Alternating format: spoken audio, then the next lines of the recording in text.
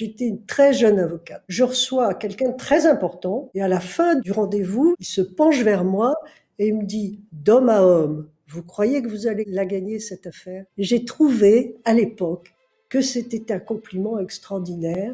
Je dois vous dire qu'aujourd'hui, je le prendrais très mal.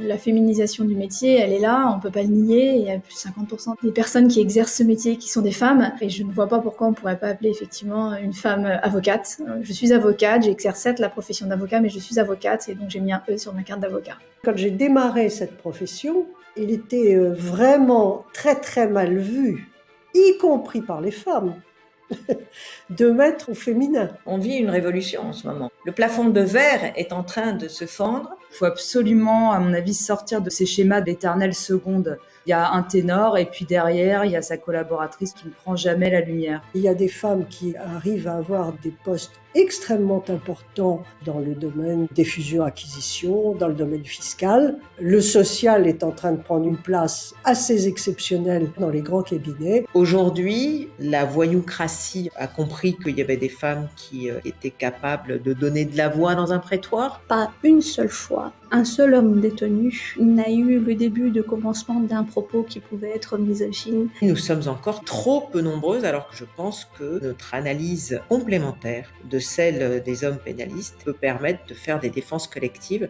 qui sont souvent très riches. Je crois qu'une jeune consoeur doit être elle-même.